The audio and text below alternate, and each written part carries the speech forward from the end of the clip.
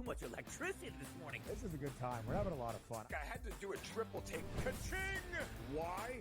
Because of parity. I didn't mean to offend. Yeah, it's not going to happen. Load management is a dirty word. Let him rip. You know what? Circumstances provide the results. What? How do you do this once? Oh, Donnie, you've got such a good show there. A network that is booming. The Early Line, only on SportsGrid.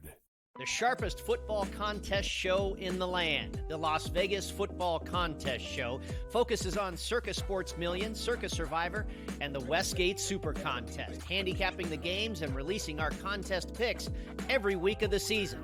With two former Super Contest winners, Brady Cannon and James Salinas, a former NFL player, Mike Pritchard, and over $1 million in contest prize money won combined, the Las Vegas Football Contest Show will have you prepared this season like none other. We live in a society right now where everybody's a snowflake, everybody's a cupcake, and everybody thinks that nothing is fair. Everything is like, it's not fair. We should have a better chance. We need more. You know what? I'm old enough to remember when you needed to have a perfect goddamn record to win a college football championship. That's the way it was. 11-1, too bad. Sports Rage tonight, only on SportsGrid. When you look at Marcus Johnson, when you look at Nikola Jokic, these aren't guys that are big, super athletic, dunking and jumping over people. These are just guys that are clean, skilled footwork, and do things below the rim that make the everyday guy look like it'd be like, I can do that. But you can't, and neither can I. Betting above the rim, only on SportsGrid.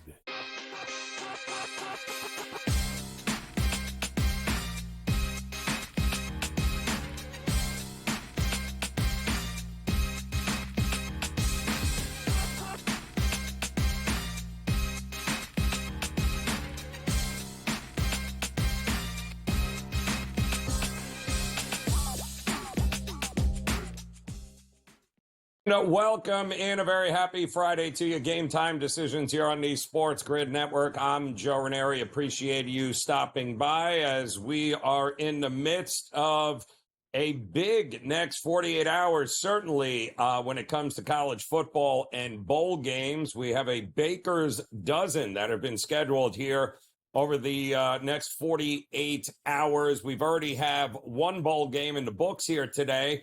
We have another one that has gotten completely off the rails between Vanderbilt and Georgia Tech, and the Birmingham Bowl will get you caught up with all of what is happening there, and we'll take a look at some of the remaining bowl games here tonight and tomorrow. In the meantime, we do have some breaking news across the board we do want to share with you, including the Sacramento Kings have just fired Coach Mike Brown after a 13-18 start to the season, which at this point puts them on the outside looking in of any sort of playoff or play-in picture as we approach the end of December. Now, firing Coach Brown comes less than, 2 years after he was named the NBA Coach of the Year, and of course helped Sacramento snap a 16-year playoff drought at that particular time.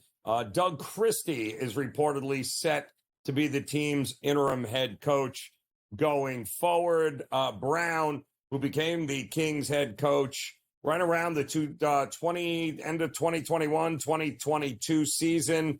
Listen, he took the Kings to their first playoff appearance since forever. He ended that streak.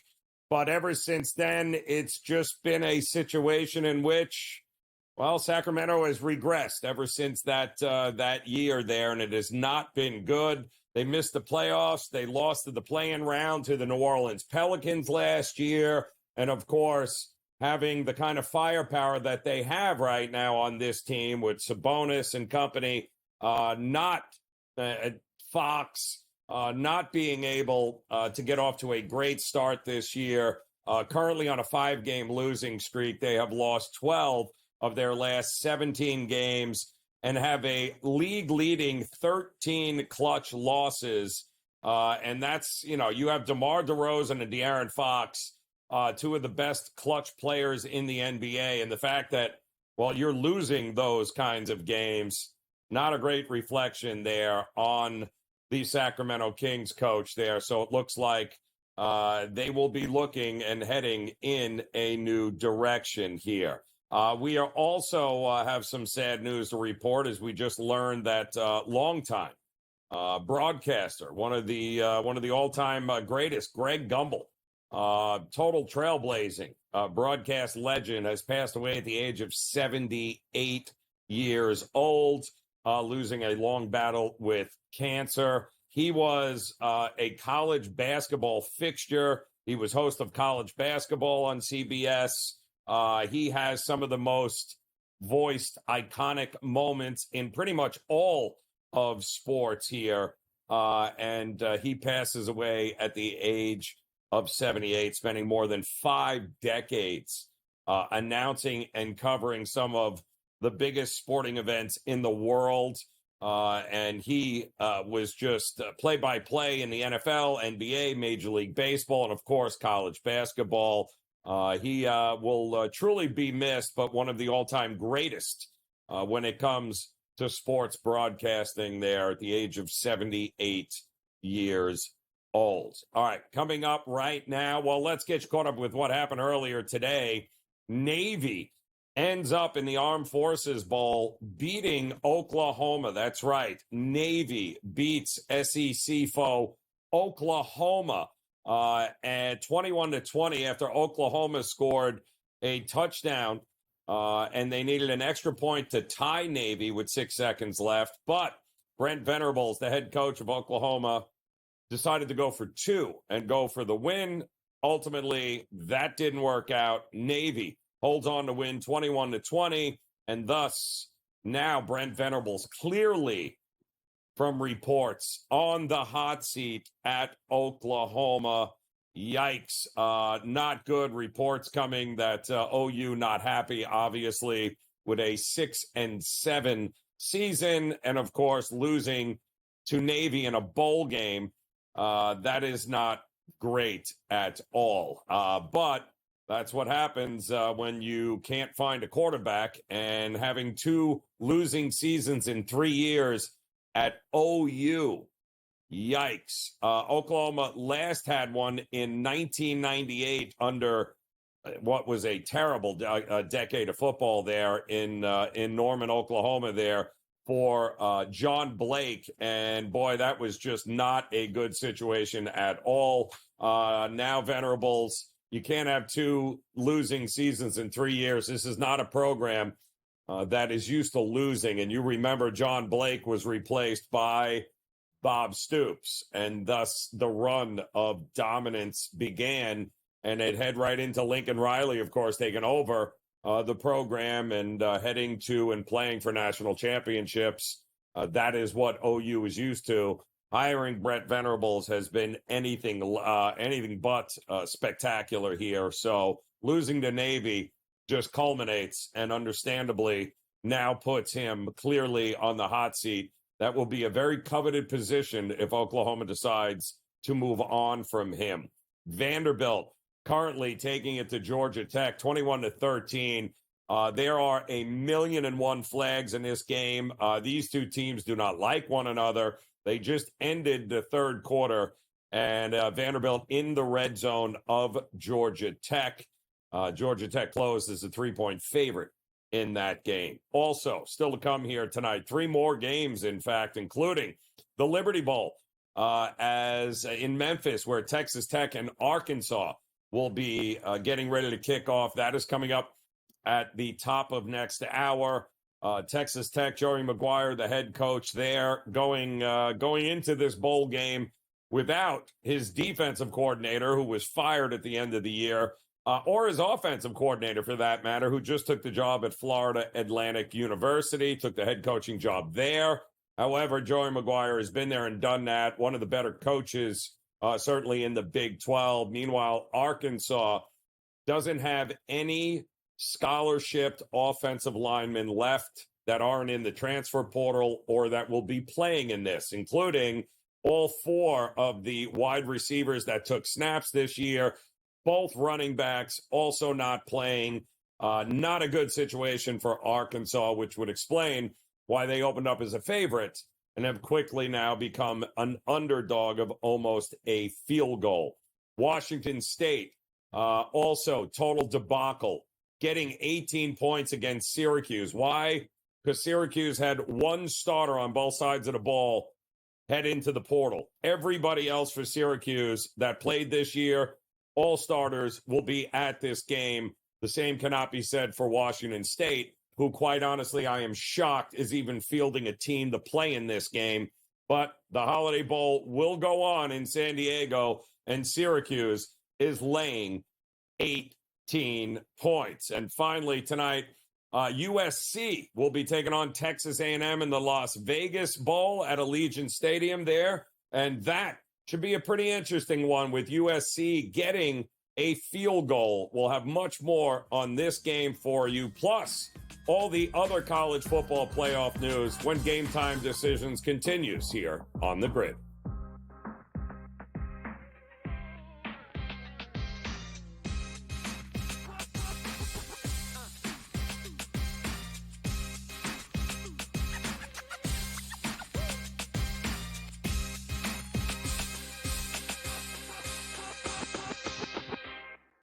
So my team didn't win this weekend, but I still did with this app that's taking over the game. Sports Millions Pick'em lets you make quick and easy predictions. Pick your favorite players, go higher or lower, and you can still win big even if your team loses. Plus, the multiplier is insane. With just a few picks, you can win big money. So get on it. They've got a welcome bonus to help you start off your winning streak.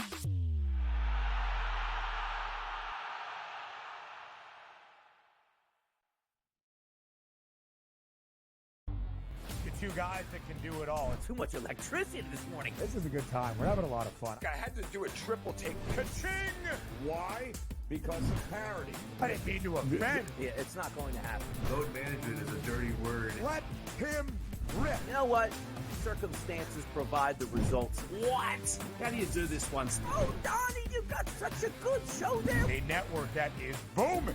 The Early Line, only on SportsGrid. Your gut says Miami is going to win, and you should take the over. Your gut also said your NFT selfies would only go up in value. They didn't. But your head is on SportsGrid and knows the QB is in concussion protocol. The backup has a 45 QBR against the zone coverage. The New York D has the most sacks in the league. So yeah, trust your head. It's smarter to be on SportsGrid. The sharpest football contest show in the land, the Las Vegas Football Contest Show, focuses on Circus Sports Million, Circus Survivor, and the Westgate Super Contest, handicapping the games and releasing our contest picks every week of the season.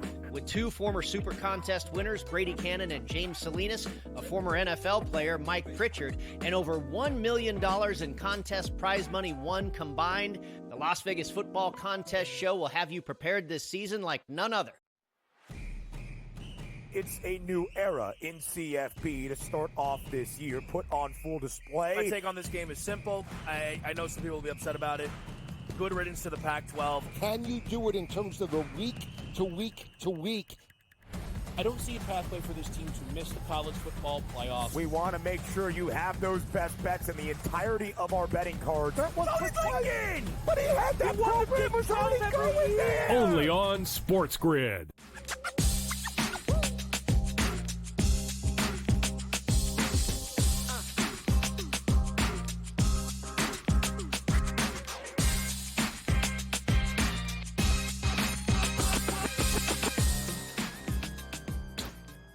All right, welcome back in. Game Time Decisions here on the SportsGrid Network. A very happy Friday to you. I'm Joe Raineri. Appreciate you stopping by as we get ready for a loaded weekend of football, college football, plenty of bowl games, plus the college football playoff to look forward to as we head into, of course, 2025.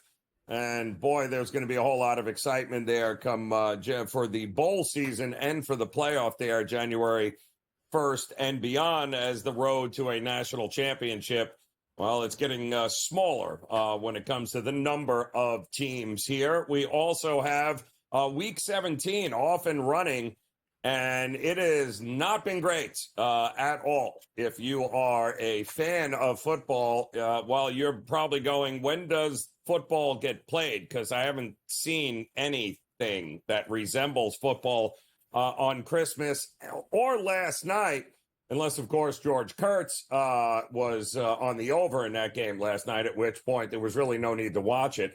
But welcome in, George. Happy holidays, my friend, as we had to suffer through a 6-3 baseball game last night, only the Seahawks and the Bears were playing. We have not gotten great football here so far in Week 17. I'm hoping that some of these games coming up on tomorrow and Sunday, in that fact, are a little bit more competitive and exciting. But I have my doubts with what we're going to see here because I can only count. I mean, well, let's go with the Broncos and the Bengals tomorrow. I think that is a game at 4:30 that I think we can count on maybe being competitive. The Broncos have to win to be in the playoffs. Cincinnati has to win and still need some help in order for them to make the playoffs. Who wins this game here? What do you think we're going to get between the Broncos and the Bengals tomorrow? Yeah, I think there's only 3 games this weekend, by the way, in the NFL where both teams have something to play for as far as the playoffs. So this is one of them. All right, then you got Minnesota, Green Bay on Sunday, and Atlanta, Washington Sunday night. Other than that, everything else, maybe one team has something to play for, the other team does not. It's a bad luck for the NFL. There are a lot of bad teams, by the way. Just a lot of bad teams here. Listen, this is theoretically should be one of the better games.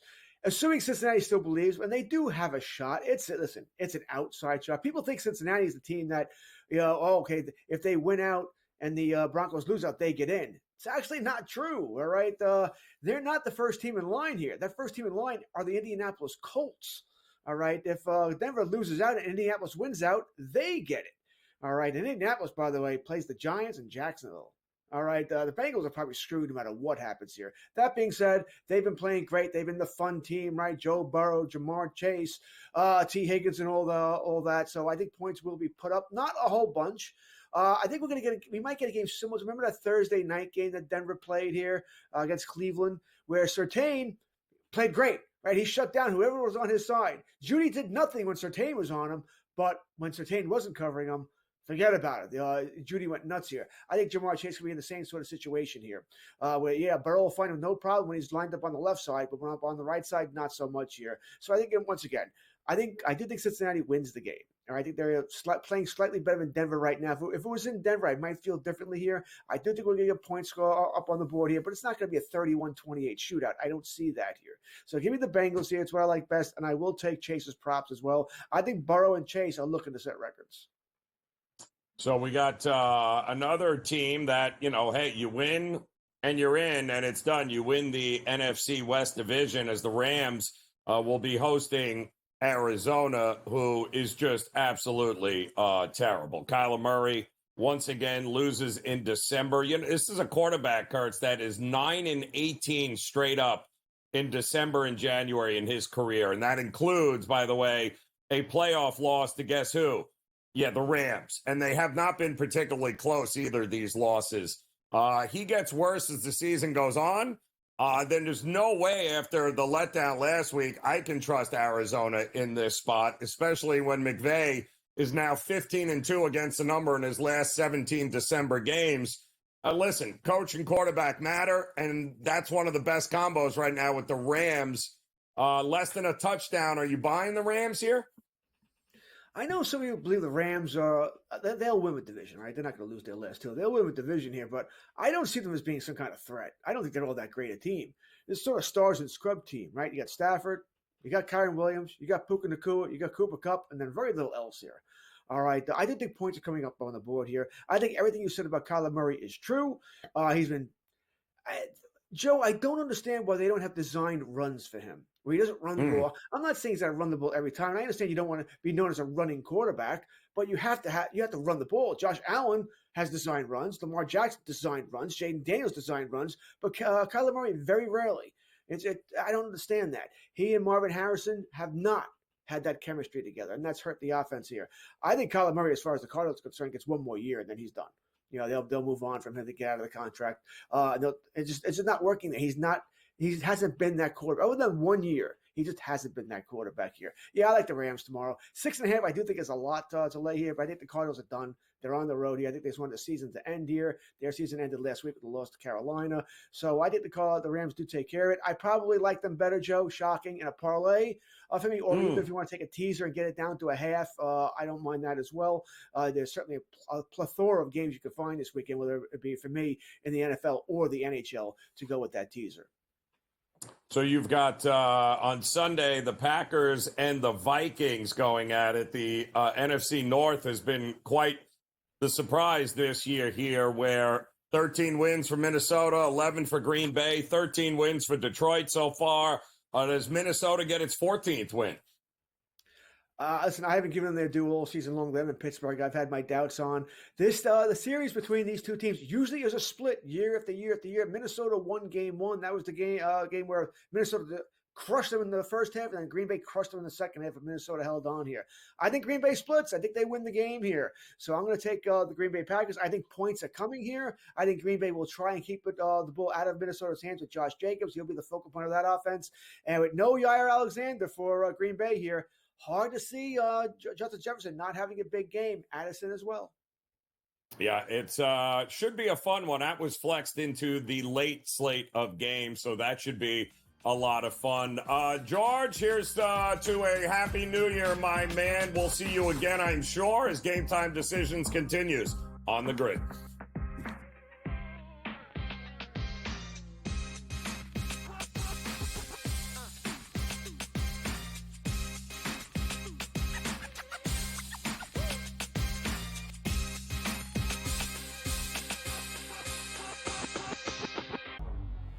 Two guys that can do it all. Too much electricity this morning. This is a good time. We're having a lot of fun. I had to do a triple take. Ka-ching! Why? Because of parity. I didn't mean to offend. Yeah, it's not going to happen. Load management is a dirty word. Let him rip. You know what? Circumstances provide the results. What? How do you do this once? Oh, Donnie, you got such a good show there. A network that is booming. The Early Line, only on SportsGrid. The sharpest football contest show in the land, the Las Vegas Football Contest Show, focuses on Circa Sports Million, Circa Survivor, and the Westgate Super Contest, handicapping the games and releasing our contest picks every week of the season. With two former Super Contest winners, Brady Cannon and James Salinas, a former NFL player, Mike Pritchard, and over $1 million in contest prize money won combined, the Las Vegas Football Contest Show will have you prepared this season like none other. We live in a society right now where everybody's a snowflake, everybody's a cupcake, and everybody thinks that nothing is fair. Everything is like, it's not fair. We should have a better chance. We need more. You know what? I'm old enough to remember when you needed to have a perfect goddamn record to win a college football championship. That's the way it was.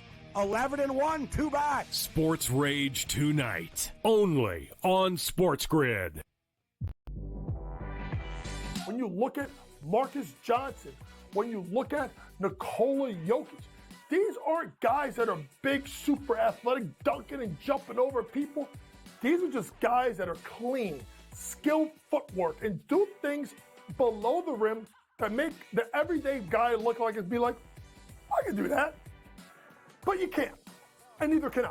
Betting above the rim, only on SportsGrid.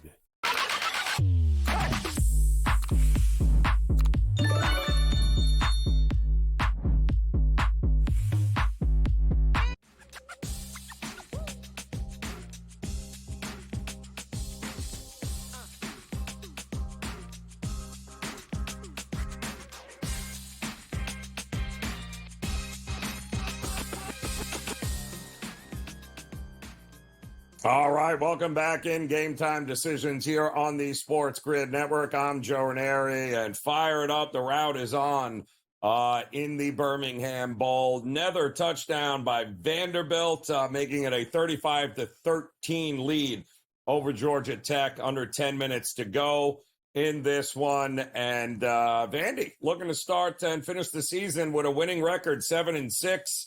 We've got Pavia, Will, in fact, who sued the NCAA, keep in mind, and won, will have another year of eligibility, and he will be back as quarterback for Vanderbilt next year. Diego Pavia, unbelievable story, unbelievable year, and kudos to Vanderbilt, no longer the laughingstock of the SEC. Looks like they're going to finish off the season with a bowl win and a winning record. All right, it is time to talk our Sports Millions Challenge, Pick'em Challenge here tonight, in which we're going to focus on one of the bowl games, and it's going to be the late game between Texas A&M and the USC Trojans. And I am going to look at both quarterbacks in this one here, and we'll start with Texas A&M, who, if you remember, started the year with Connor Wegman as their QB. And drop back passer, however, didn't really work for the kind of offense that they were looking to run. Colin Klein, known coming from Kansas State, the brother of Chris Klein, the head coach of Kansas State, he comes to Texas A&M this year with an idea for an offense that requires a bit of a mobile quarterback. Well, he didn't have that in Wegman. Good news. He got hurt, and then they had to bring in their backup freshman, Marcel Reed. And the minute that happened, the offense for Texas A&M really began to take off under Klein here. Listen, there is no doubt this kid is a threat, not only throwing the ball, he's got a cannon, but his ability to get out of the pocket and run creates nightmare situations for defenses. So I'm going to look at Marcel Reed, and I'm going to think higher than 50.5 rushing yards here. I think that's the way you got to look at this tonight. 50.5 is not a lot. That could be 4 rushes for Reed in this game. I think he is going to have some success against a suspect USC defense that was better this year than they were obviously a year ago, but really that's not saying an awful lot since they were atrocious over the last couple of years under Lincoln Riley. But I think Coach Mike Elko of Texas A&M, I think Klein, the OC, I think Marcel Reed, 50.5 rushing yards, higher on that number for me. And then you look at USC, who also had to make a bit of had to go to the bullpen for a QB change. And they welcomed in UNLV transfer Jaden Maeva, who took over as starter in Week 12 against Nebraska. And when that happened, he generated 7 touchdowns, just 3 interceptions. And boy, oh boy, was he throwing the ball really, really well. Another guy that is very capable of getting out of the pocket and using his mobility, 4 rushing touchdowns in 17 attempts here, but it's really his passing game under Lincoln Riley that is really taken a step here. They've got a bunch of opt-outs here on the Texas A&M secondary on that side of the ball, the defense. A&M defense has been great, but at 1.5 passing touchdowns, I think higher is the way to look with Jaden Maeva on that as well. I do think he'll have some success throwing the ball here tonight on this A&M secondary. So I like higher on Marcel Reed's rushing yards, 50.5, and I like higher on Jaden Maeva's 1.5 passing touchdowns. I think that's going to be a fun game tonight. 10:30 Eastern time kickoff for that one in the Las Vegas Bowl. And of course, Jordan Maeva, formerly of UNLV, knows that building pretty well. So there you have it, a little Sports Million Pick'em Challenge for you. And we still have much to get to as we welcome back the NHL. Actually has games they're going to be playing tonight. Who'd have thunk it? They have been off the ice for the holidays, but they are back here tonight, and we will talk about some of those matchups next. Joe Madden steps in here as Game Time Decisions continues on the grid.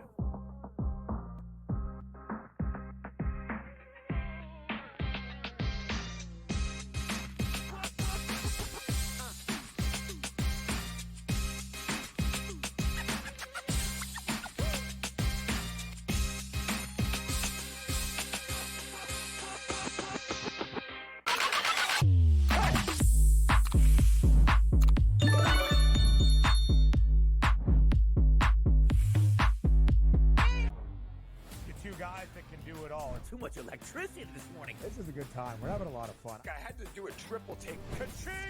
Why? Because of parity. I didn't mean to offend. Yeah, it's not going to happen. Load management is a dirty word. Let him rip. You know what?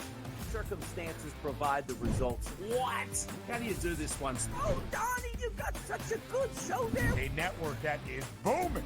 The Early Line, only on SportsGrid.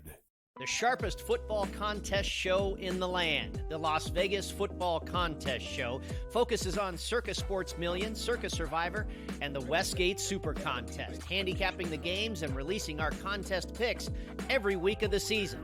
With two former Super Contest winners, Brady Cannon and James Salinas, a former NFL player, Mike Pritchard, and over $1 million in contest prize money won combined, the Las Vegas Football Contest Show will have you prepared this season like none other. We live in a society right now where everybody's a snowflake, everybody's a cupcake, and everybody thinks that nothing is fair. Everything is like, it's not fair. We should have a better chance. We need more. You know what? I'm old enough to remember when you needed to have a perfect goddamn record to win a college football championship. That's the way it was. 11-1, too bad. Sports Rage tonight, only on SportsGrid. When you look at Marcus Johnson, when you look at Nikola Jokic, these aren't guys that are big, super athletic, dunking and jumping over people.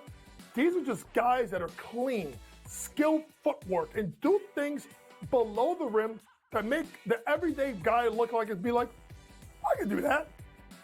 But you can't, and neither can I. Betting above the rim, only on SportsGrid.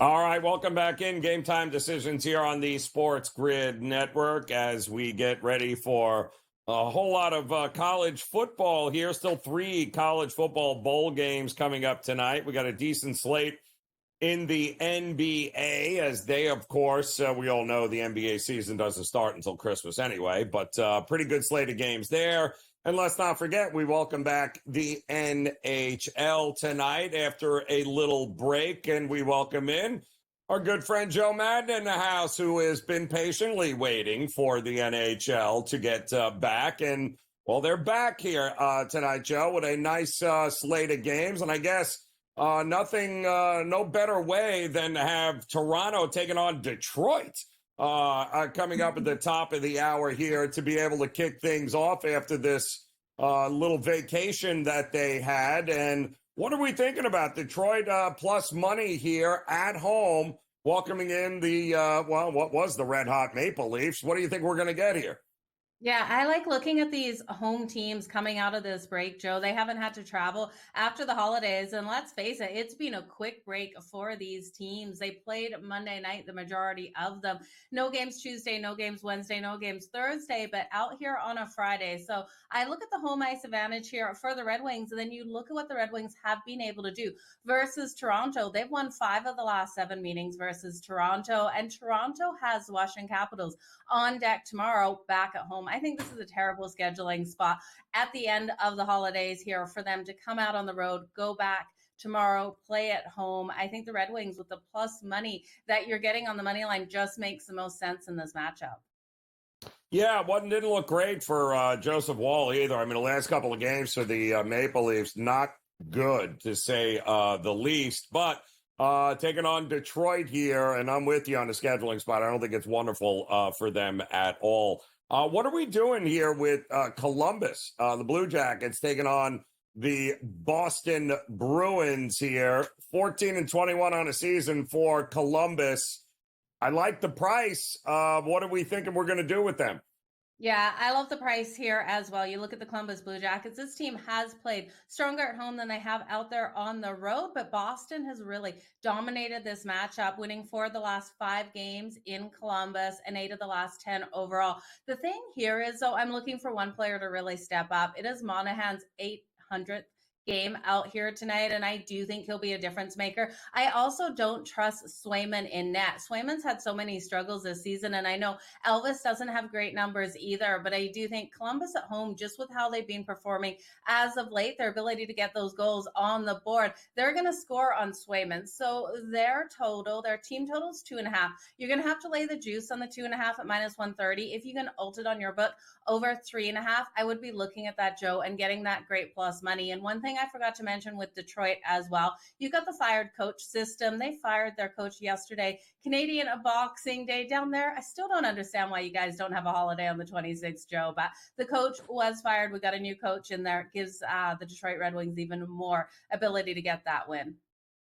Love this. All right, so we have another interesting game coming up here tonight in the 7 o'clock time frame. And that's going to be the Chicago Blackhawks taking on the Buffalo Sabres. Buffalo clearly not exactly having the kind of season that, well, they always think they're going to have. But they have an identical record to the Chicago Blackhawks here, which is head-scratching in a lot of ways. So what do we do here? Do we trust Buffalo at home to handle the Blackhawks?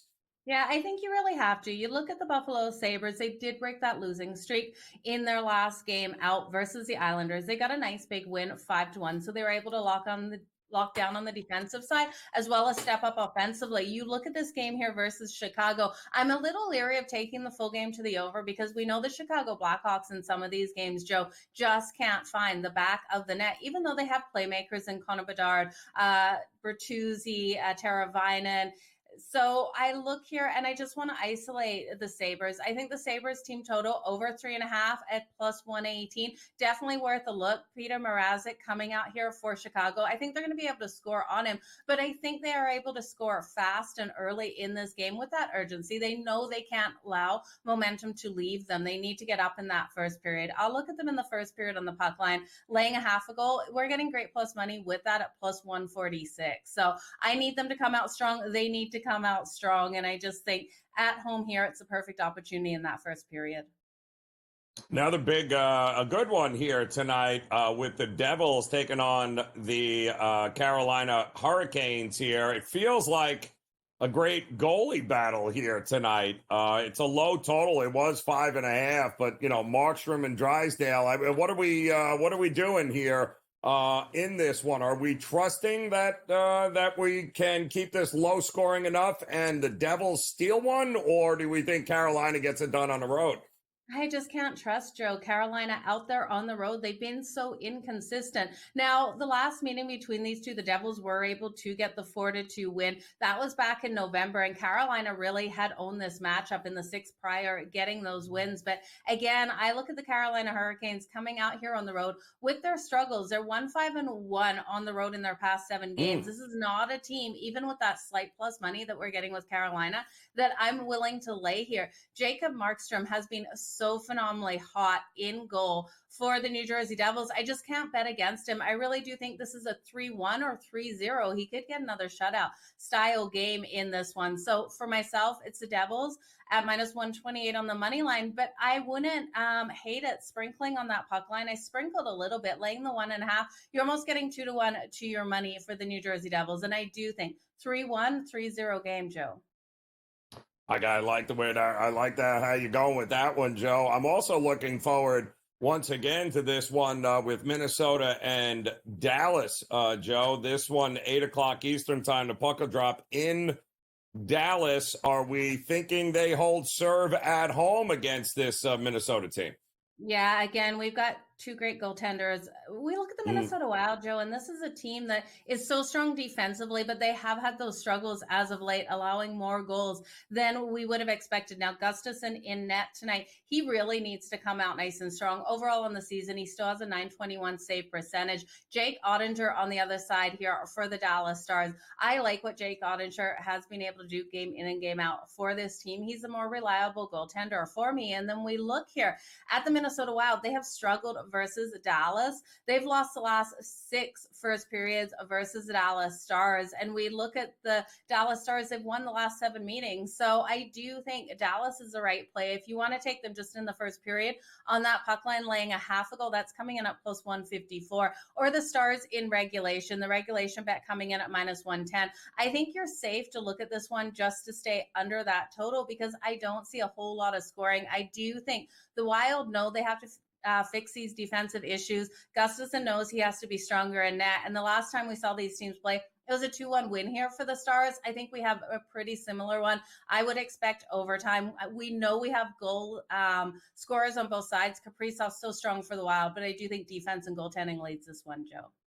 Yeah, I'm with you there. And then another actually pretty good one there with Colorado at a decent price heading to Utah to take on the Hockey Club.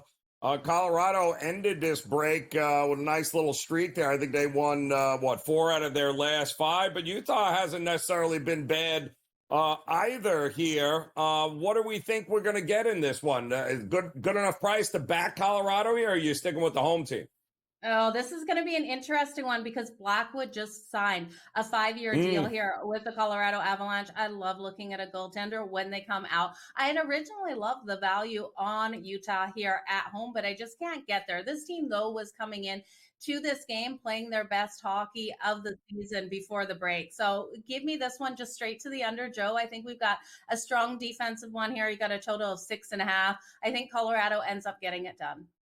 Oh, I love it. See, what a great night, including Vegas and San Jose. Is that a total? Oh, we're looking at both teams to score in the first period coming in at plus 160. It's going to be a good game between those two. What better way to end it than with a plus 160 number? Joe Madden, enjoy the night. We appreciate it. Game Time Decisions continues.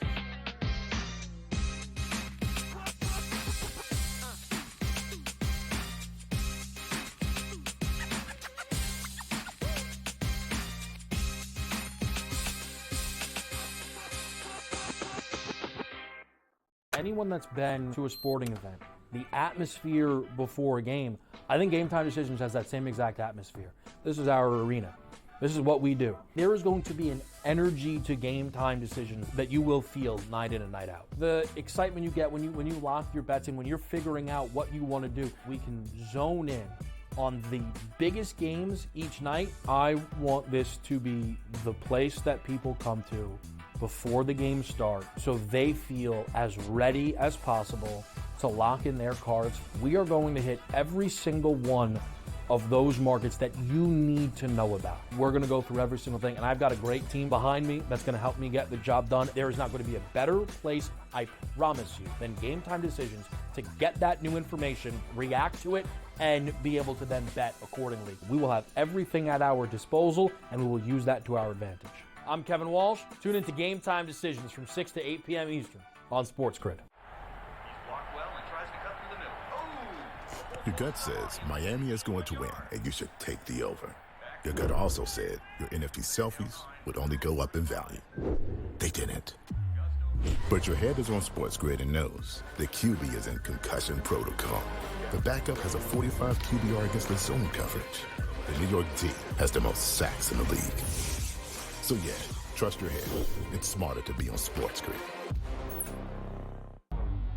The two guys that can do it all. Too much electricity this morning. This is a good time. We're having a lot of fun. I had to do a triple take. Ka-ching! Why? Because of parity. I didn't mean to offend. Yeah, it's not going to happen. Load management is a dirty word. Let him rip. You know what? Circumstances provide the results. What? How do you do this one? Oh, Donnie, you've got such a good show there. A network that is booming. The Early Line, only on SportsGrid.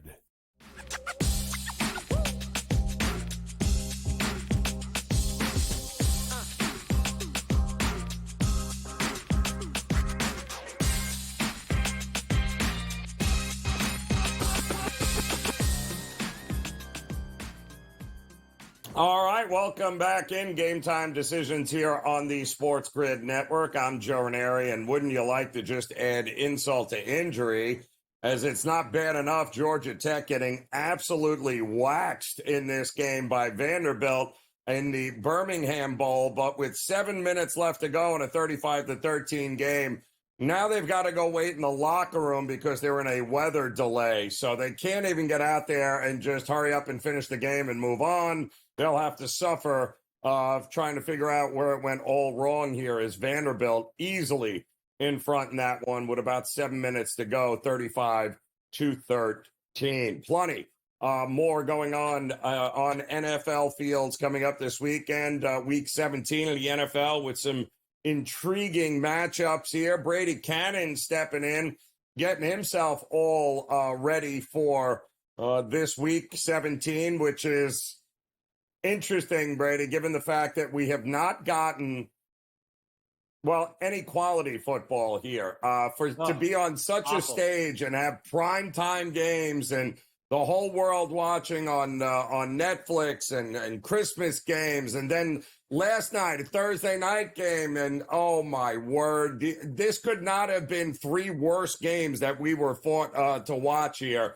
And I don't know that it gets much better this week, but my 6-3, Brady, really? Like, how is that even possible? And that's the problem. You want 18 weeks.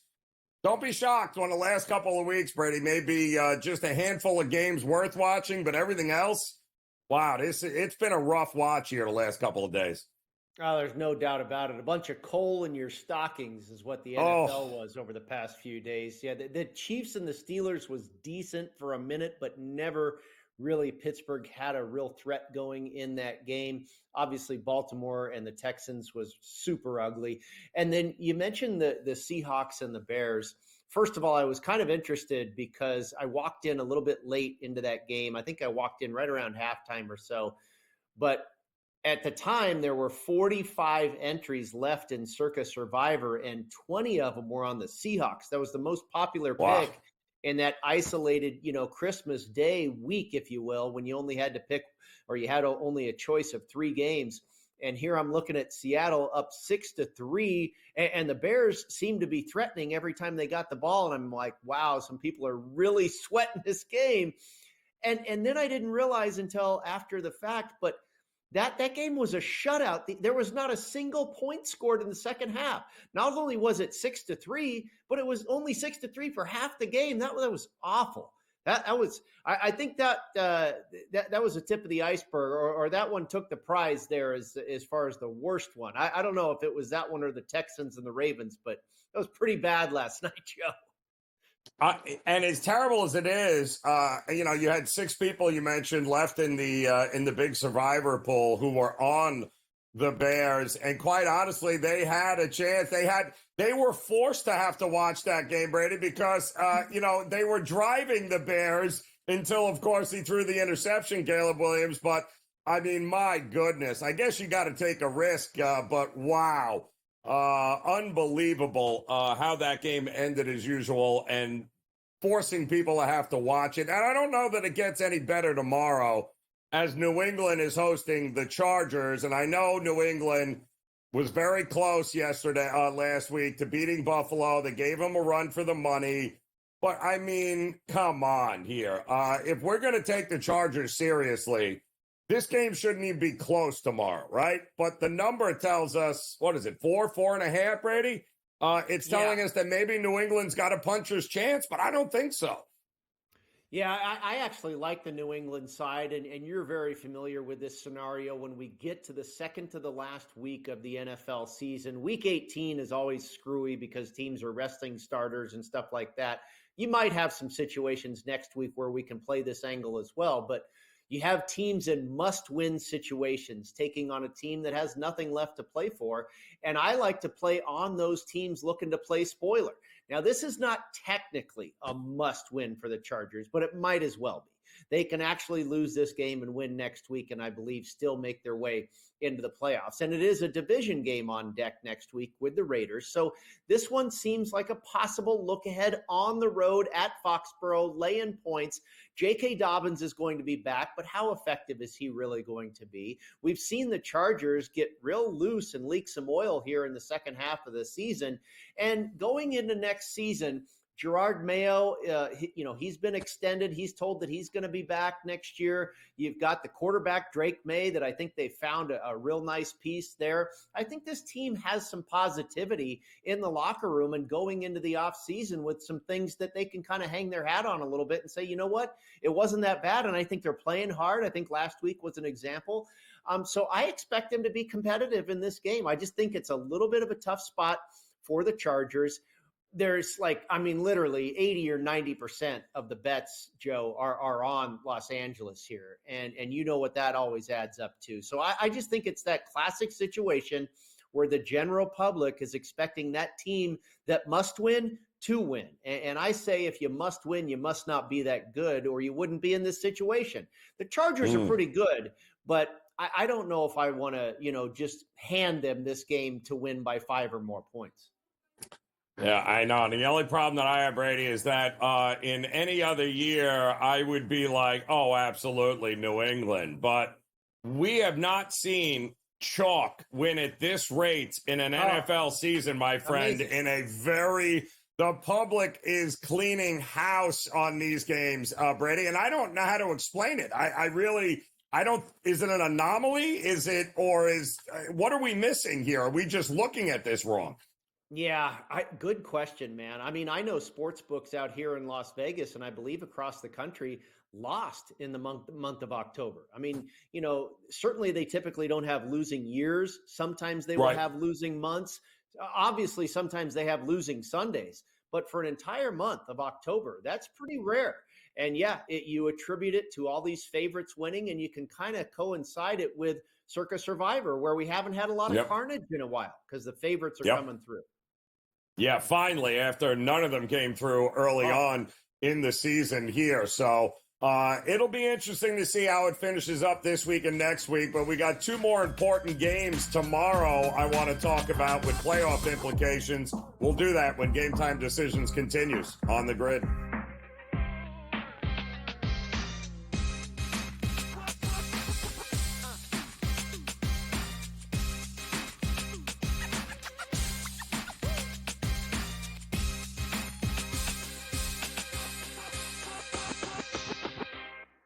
Anyone that's been to a sporting event, the atmosphere before a game, I think Game Time Decisions has that same exact atmosphere. This is our arena. This is what we do. There is going to be an energy to Game Time Decisions that you will feel night in and night out. The excitement you get when you lock your bets in, when you're figuring out what you want to do, we can zone in on the biggest games each night. I want this to be the place that people come to before the games start so they feel as ready as possible to lock in their cards. We are going to hit every single one of those markets that you need to know about. We're going to go through every single thing, and I've got a great team behind me that's going to help me get the job done. There is not going to be a better place, I promise you, than Game Time Decisions to get that new information, react to it, and be able to then bet accordingly. We will have everything at our disposal, and we will use that to our advantage. I'm Kevin Walsh. Tune into Game Time Decisions from 6 to 8 p.m. Eastern on SportsGrid. Your gut says Miami is going to win, and you should take the over. Your gut also said your NFT selfies would only go up in value. They didn't. But your head is on SportsGrid and knows the QB is in concussion protocol.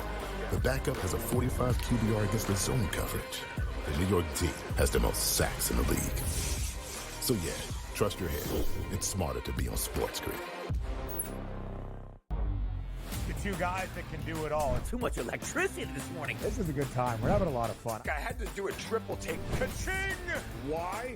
Because of parity. I didn't mean to offend. Yeah, it's not going to happen. Load management is a dirty word. Let him rip. You know what? Circumstances provide the results. What? How do you do this once? Oh, Donnie, you got such a good show there. A network that is booming. The Early Line, only on SportsGrid.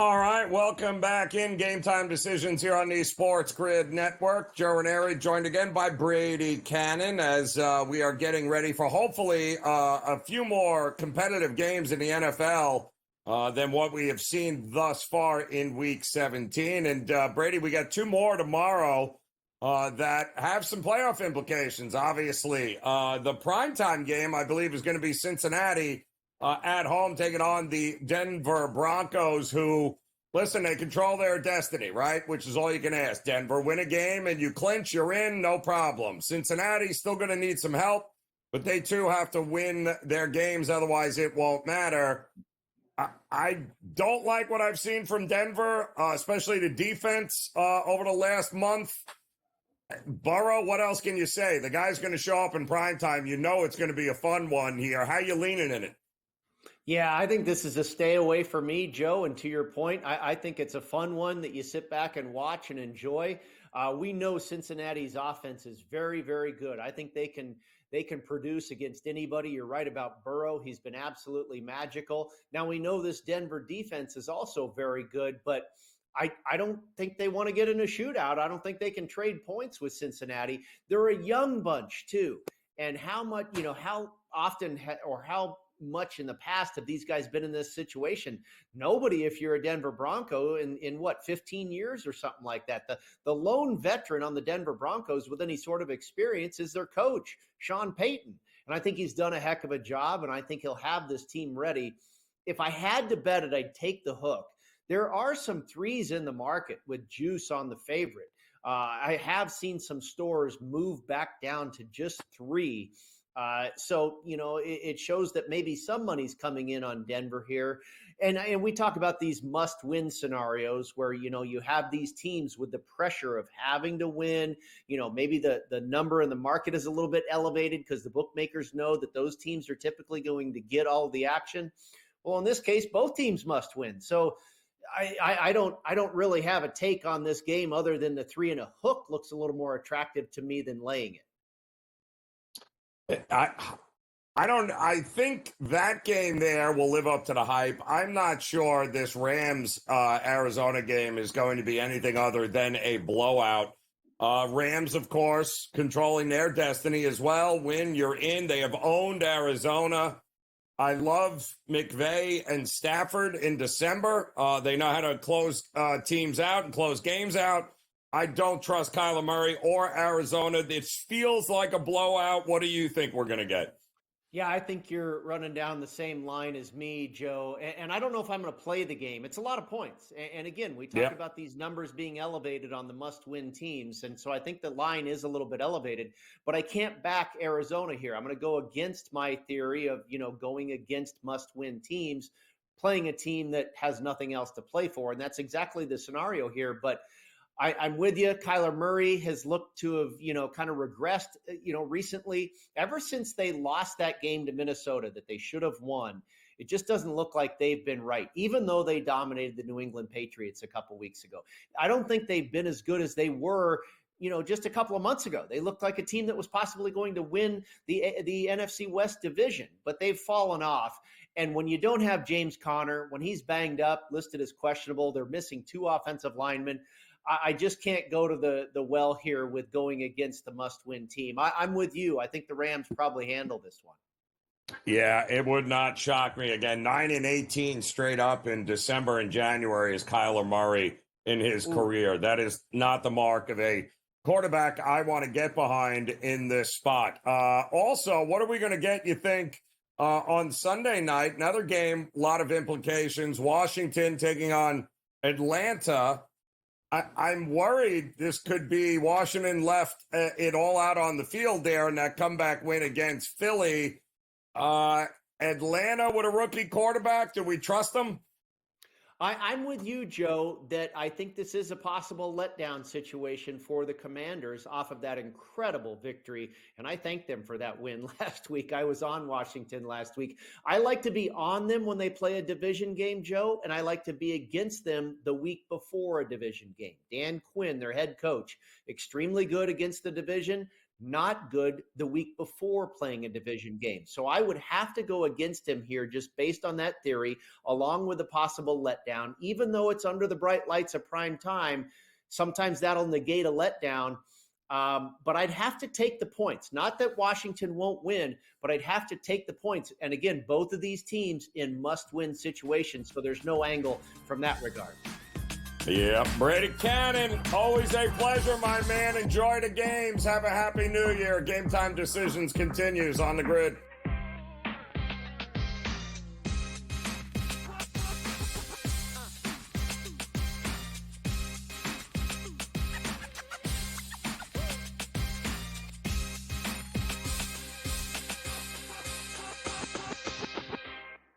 Anyone that's been to a sporting event, the atmosphere before a game, I think Game Time Decisions has that same exact atmosphere. This is our arena. This is what we do. There is going to be an energy to Game Time Decisions that you will feel night in and night out. The excitement you get when you lock your bets in, when you're figuring out what you want to do, we can zone in on the biggest games each night. I want this to be the place that people come to before the games start so they feel as ready as possible to lock in their cards. We are going to hit every single one of those markets that you need to know about. We're going to go through every single thing, and I've got a great team behind me that's going to help me get the job done. There is not going to be a better place, I promise you, than Game Time Decisions to get that new information, react to it, and be able to then bet accordingly. We will have everything at our disposal, and we will use that to our advantage. I'm Kevin Walsh. Tune into Game Time Decisions from 6 to 8 p.m. Eastern on SportsGrid. Your gut says Miami is going to win, and you should take the over. Your gut also said your NFT selfies would only go up in value. They didn't. But your head is on SportsGrid and knows the QB is in concussion protocol. The backup has a 45 QBR against the zone coverage. The New York D has the most sacks in the league. So yeah, trust your head. It's smarter to be on SportsGrid. The two guys that can do it all. Too much electricity this morning. This is a good time. We're having a lot of fun. I had to do a triple take. Ka-ching! Why? Because of parity. I didn't mean to offend. Yeah, it's not going to happen. Load management is a dirty word. Let him rip. You know what? Circumstances provide the results. What? How do you do this one? Oh, Donnie, you got such a good show there. A network that is booming. The Early Line, only on SportsGrid.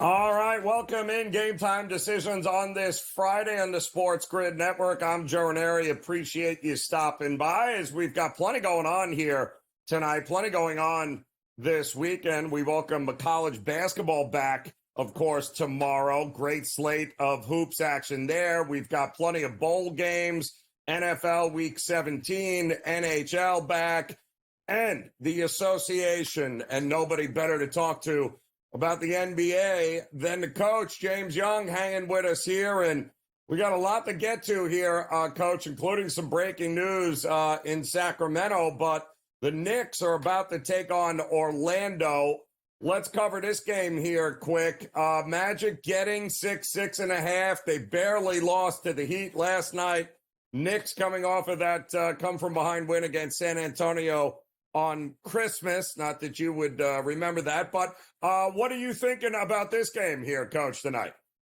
I'm going to go with the Knicks team total over 108.5 points. The fact that they're playing on it, that's a good one, Joe. You got me on that one. That was slick. I'm going to think the Knicks team total over 108.5. Listen, offensively, they should be able to get to this number. I know they only scored 100 last time they played Orlando. You got to remember, that Orlando game that they won 191, it was really weird that the defense, especially how aggressive Suggs was on Brunson. I think they may call the game a little bit tighter. Plus, Orlando in the second leg of a back-to-back after losing at home to Miami. I think the Knicks try to push the pace. Give me New York Knicks team total over 108.5 tonight. Oh, I like that. All right. Yeah, certainly would push the pace more than Miami did there. Coach, we've got breaking news here that Sacramento, after starting the season 13 and 18, has apparently figured out why they suck. And apparently it's Coach Mike Brown. But didn't he just win Coach of the Year 2 years ago? I don't get what. He's the problem? Is he really the problem in Sacramento? No, he's not the problem. The problem is that they're a dumpster fire franchise. They've not been good for a long time, except for when Mike Brown is there. When you want to go back, you want to go through the list of coaches that have run through that place. Let's back it up. Alvin Gentry, Luke Walton, Dave Jager. I mean, they got rid of George Karl after a year and a half. Tyrone Corbin. Oh, they got rid of a guy named Michael Malone. Imagine that. He won a championship. Keith Smart, Paul Westphal, Kenny Natt, Reggie Theus, Eric Musselman. They haven't been good since they had Rick Adelman there in the late 90s, early 2000s. So you got to start looking at ownership. Two other people I want to give a nice shout out to in Sacramento as the beam has been extinguished or they unscrewed the beam, the bulb, it's out. Number one, De'Aaron Fox. Yeah, your coach called you out in a press conference because very simply put, you're up 3, you're strong side corner, and you're sitting in the lane instead of contesting a 3 that would have been hit by Jaden Ivey. That's number one. And number two, I want people to go look at the track record of DeMar DeRozan's career. Do you know DeMar DeRozan's been in the league for 16 years? Do you know every franchise he's been on has never had a record of 500 over his tenure? He's been to the playoffs only 7 times in 16 years, only 1 time that he's made it to the conference finals. You look what happened. Toronto got rid of him. Then they won a championship the next year when they got Kawhi. Very simply put, everywhere DeMar DeRozan goes, they don't seem to win. You want to go look at Toronto, San Antonio, right? Obviously, you can look at his time in Chicago and Sacramento.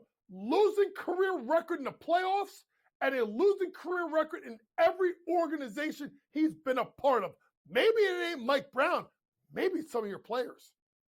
Woo, man. Coach dropping the hammer there on the Sacramento franchise. Well, I guess we'll find out soon enough whether Mike Brown was the issue or maybe the entire construction of this roster that might be the issue. I call a timeout. Timeout. Timeout. And now again, so bad of a franchise, you let them come in today, you let them do shoot around, press conference, and then you fire them. That's something like the Jets would do. That's something like the Mets would do on their friend Wilpon. That's something the Knicks. Why am I talking about all the teams I like? Well, you get my point. It's something that bad franchises do. Shame on you, Sacramento. If you want to fire them, why you wait until after the press conference and after practice before they get on a plane? That's a shady move. Real shady. Oh, that sounds like a setup to me there, Coach. Not good. But speaking of not good, we have got some teams here, Coach, that just refuse to play any defense. I mean, not that I don't love when, Memphis drops 155 points on a team, but you got to be kidding me, Coach. They dropped 155 points on a team. I wonder what, Charles Oakley would have done if you thought you were going to get 155 points back in the day there. But this Memphis team, Coach, red hot. They continue to be red hot. What do you think, second of a back-to-back here tonight, taking on the Pelicans, which probably isn't fair to the Pelicans. What do you think about this one? Yeah. And no fly Pelican, more like grounded Pelican. I think the Grizzlies minus the points on the road. I'm not concerned on the second leg of a back-to-back. They're playing way too good basketball. New Orleans is going nowhere. Look out for New Orleans. That could be a possible place where you could see guys get traded. Ooh. Herb Jones, C.J. McCollum, Zion, if he ever shows up to play, Brandon Ingram. So you can look for trades there. But if you want to look at someone at New Orleans, I think 18.5 is the points prop for Trey Murphy to third. 20-plus points, 4+ straight games. He's playing really well. Look at Trey Murphy to go over that. And if a game a little bit earlier, it's going to start at 7:30. Indiana, Boston. Now, hear me out. I'm taking over in the game. You're like, wait a minute, 231. Like the Celtics or the Pacers, neither one of those teams have really gotten anywhere near the going over their last couple of games, right? But if you look at the head-to-head matches between the two teams that they played, 267, that was in October. 207, that's the outlier. 225, 236, 251, 261, 253. There's going to be points, especially a Boston team that did not look good in that home loss to Philadelphia. And then on the flip side, you're looking at a team like Indiana, a comeback performance out of someone like Tyrese Halliburton, who was awful last game. What's the deal with the Celtics? I mean, they're not good at home, Coach. They certainly aren't covering these numbers at home. They don't play any defense at home. And they're on for the first time this year, a 2-game losing streak, possible 3 coming up here. I don't know what to make. They're going to be fine at the end of the day, but they continue to be overpriced in the market here, laying these ridiculous numbers against teams. Yeah, that's why I can't lay the points. I'd rather just take them over. I figure they're going to get over the top, and Indiana's going to follow suit. I think here's the thing, folks. You live by the 3, you die by the 3. Yeah. And that's what Boston has done.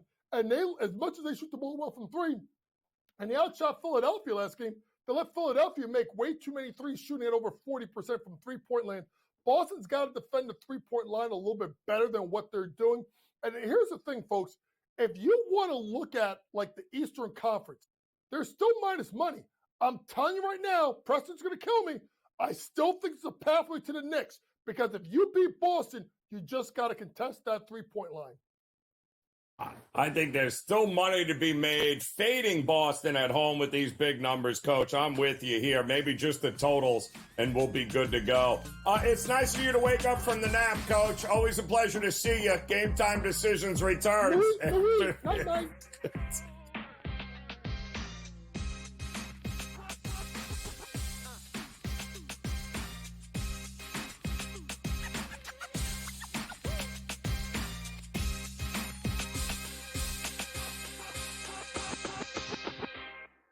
So my team didn't win this weekend, but I still did with this app that's taking over the game. Sports Millions Pick'em lets you make quick and easy predictions. Pick your favorite players, go higher or lower, and you can still win big even if your team loses. Plus, the multiplier is insane. With just a few picks, you can win big money.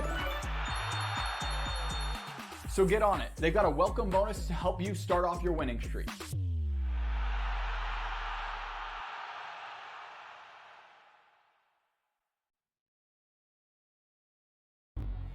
Two guys that can do it all. Too much electricity this morning. This is a good time. We're having a lot of fun. I had to do a triple take. Ka-ching! Why? Because of parity. I didn't mean to offend. Yeah, it's not going to happen. Load management is a dirty word. Let him rip. You know what? Circumstances provide the results. What? How do you do this one? Oh, Donnie, you got such a good show there. A network that is booming. The Early Line, only on SportsGrid. Your gut says Miami is going to win, and you should take the over. Your gut also said your NFT selfies would only go up in value. They didn't. But your head is on SportsGrid and knows the QB is in concussion protocol. The backup has a 45 QBR against the zone coverage. The New York D has the most sacks in the league. So yeah, trust your head. It's smarter to be on SportsGrid. The sharpest football contest show in the land, the Las Vegas Football Contest Show, focuses on Circa Sports Million, Circa Survivor, and the Westgate Super Contest, handicapping the games and releasing our contest picks every week of the season. With 2 former Super Contest winners, Brady Cannon and James Salinas, a former NFL player, Mike Pritchard, and over $1 million in contest prize money won combined, the Las Vegas Football Contest Show will have you prepared this season like none other. It's a new era in CFB to start off this year, put on full display. My take on this game is simple. I know some people will be upset about it. Good riddance to the Pac-12. Can you do it in terms of the week to week to week? I don't see a pathway for this team to miss the college football playoffs. We want to make sure you have those best bets in the entirety of our betting cards. That was thinking! But he had that program was already going there! Only on SportsGrid.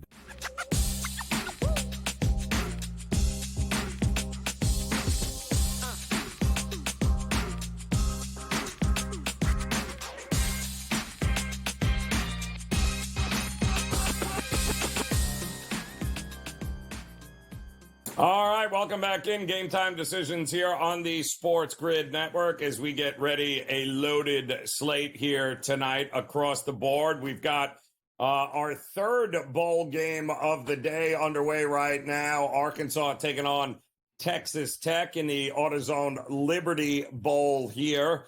We still have two more games getting set to come up there. Washington State, if they can actually find enough players to play, taking on Syracuse, and then USC taking on Texas A&M. And, of course, we are joined here by the guy who will cover these games with you coming up on In Game Live, Scotty Wetzel, hanging with us here. And, Scotty, of these bowl games that are remaining, which one did you gravitate towards the most? Yeah, I must say I'm still clinging on to my under Vandy Georgia Tech ticket. Any chance they cancel this game and just say, hey, listen, you know what? Really, it's 35-13, ball game over. Let the people go home, right? And then we can rip up the tickets if you had the under. Feel bad if you had the over, but yeah. So anyway, yeah, I did like it. Actually, you know what? I also, Joe, the game just started. I did like the over Oklahoma Texas Tech. Just because I figured, you know what? These games have all gone over. It doesn't make any sense. Every single starting quarterback seems to be out. Every single leading wide receiver. Every time I read an article on Arkansas, Texas Tech, I said Oklahoma. Every single time, and they just scored a touchdown here. Every single time I read about how some quarterback is out, some great wide receiver is out, all we're getting is nothing but overs in these games. It's just crazy. So, but as far as the later games, they stayed away from the Washington State, the Syracuse one. I did like USC. I don't know. You break down Texas A&M's schedule, and you really start to think about things and who they really beat. They lost to Notre Dame, the one good team they faced. They lost to South Carolina, another really good team they faced. They lost to Texas, obviously the third best team they played. They got wins over Arkansas, Bowling Green, Florida when they weren't playing well, McNeese State. So, Lincoln Riley, rather, is pretty good as a underdog. Awful as a favorite, he is, but very good as an underdog. If you get the 4 points, I do like USC plus the 3.5 or even 4 if you can find it.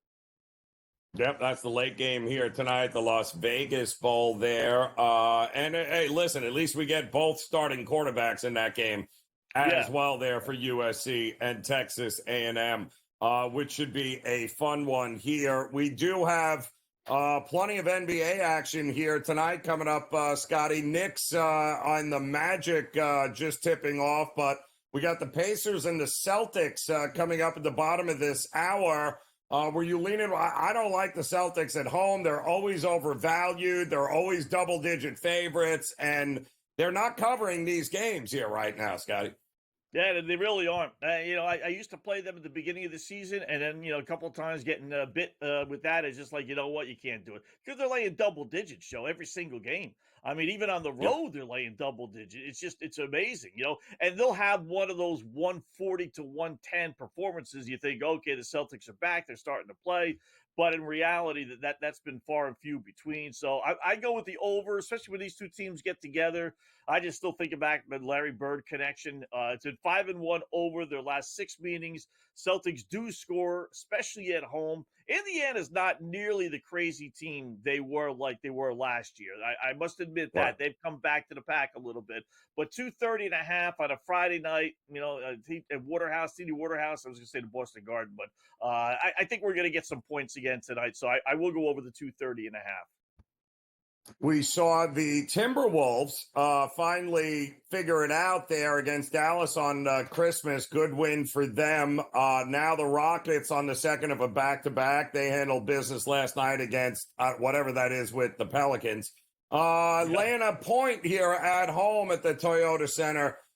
Did the Timberwolves figure some things out here? Because defensively, wow, they are capable of shutting anybody down. Yeah, you know what? I don't think so. I don't quite get this line. You said it. Maybe that's it because Houston played last night, but they weren't pushed. So it's not like they were in a barn burner. The Rockets have one of the best home records in the NBA. In fact, they had one of the best records, period, in the NBA. But especially at home, 11-3. Minnesota, a terrific season last year. I get that. Great expectations this year. I understand that. But it just hasn't come to be. 15-14 overall, 7-8 on the road. So they're a mediocre team. I got a team that's one of the best teams, home-wise and overall record-wise, and I'm getting them basically a pick 'em, and now the line's moved to Minnesota favored by 1.5. You know what? Don't look the gift horse in the mouth as far as I'm concerned, since we're in the holiday spirit here. I'll take Houston plus the 1.5 at home, basically pick them to get the win. I love it. All right. Also a great one in Denver tonight as East meets West, right? You got the Cavs heading to Denver to take on the Nuggets, who split that home and home against Phoenix. We saw them, of course, close out Phoenix, close them out on Christmas Day. But Jamal Murray looks like he's back, ready to go now for the Nuggets, and they're getting points at home, which is always interesting to me. What do you think we're going to get in this one here tonight? Yeah, these are some weird lines, right? There are a couple of trends, Joe, that I've noticed just over the years. I don't have any records for them. I'm sure you have a lot of things that you've noticed doing this stuff for as many years as you have as well, right? So one of the things I've noticed is when you're playing around the holiday, I always like betting with the road team. Why is that? I know it's the holiday spirit, but, we're all human. What do you want to do when you're at home? Do you want to play basketball? Not really. You want to be home with friends and family, drinking, eating, socializing, right? Christmas Day, road team Spurs cover. Road team Teacups cover. Road team 76ers cover. Road team Lakers cover. Road team Denver, Denver didn't cover. 4-1 road teams. So I'm still going to kind of lean towards the road team today. And overs. Oh, by the way, 4-1 over on Christmas Day. No one plays defense. So give me, long story short, give me Cleveland. I've got to lay the 3.5. They're begging you, right? They're absolutely begging you to take Denver here, right? I can get the Nuggets plus 3.5. So for that reason only, give me a Cleveland laying the 3.5 on the road. I'll tell you this, too. The single worst first half team that I have seen in a long time is the Denver Nuggets. They are no good. They're great in the second half. They are always trailing at the break here tonight, so that's not a bad look. All right, a couple more NBA, plus we'll talk some NHL with Scotty Wetzel when Game Time Decisions continues on the grid.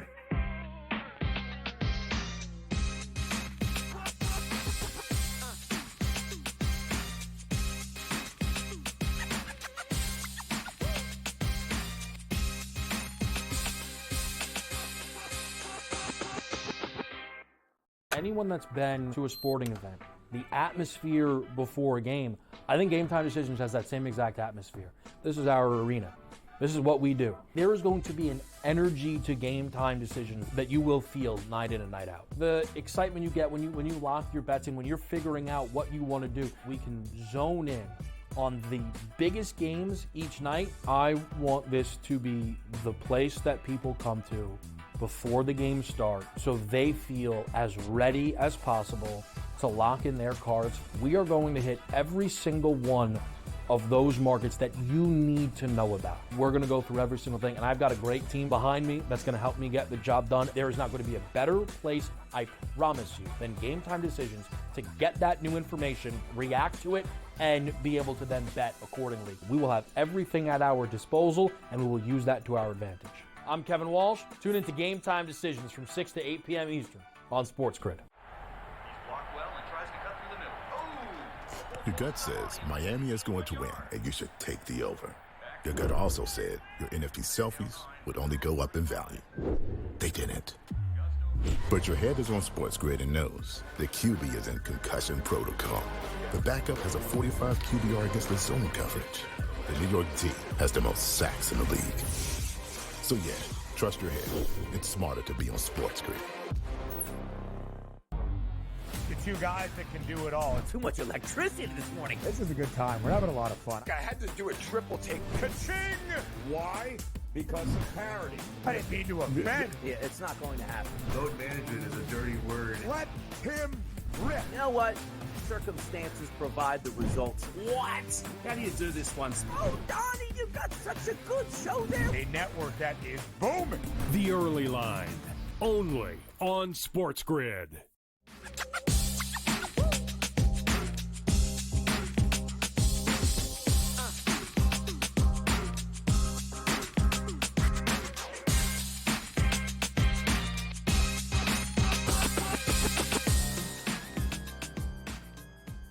All right, welcome back in. Game Time Decisions here on the SportsGrid Network. We welcome back in Scotty Wetzel, who'll take over top of the hour and in-game live. And, Scotty, plenty of action here tonight across the board. Bowl games.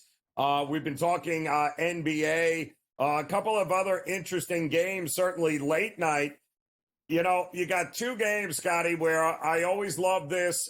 We've got Golden State, where Steph Curry won't be playing, and you would make it seem like nobody else on the Warriors can actually score, as this line is ballooned up to like 6 now. And then, of course, we got the Dallas Mavericks. No Luka here in that spot, but I think we've seen this before. No Luka doesn't mean Dallas is done by any stretch of the imagination. So start with that one. I still don't like Phoenix, even though they beat Denver on Christmas. I still like Dallas. I think they're underestimated without Luka. I think they have more than enough scoring in order to beat this two-man show, really, for Phoenix. It's Beal and Durant, and that's it, as far as I'm concerned.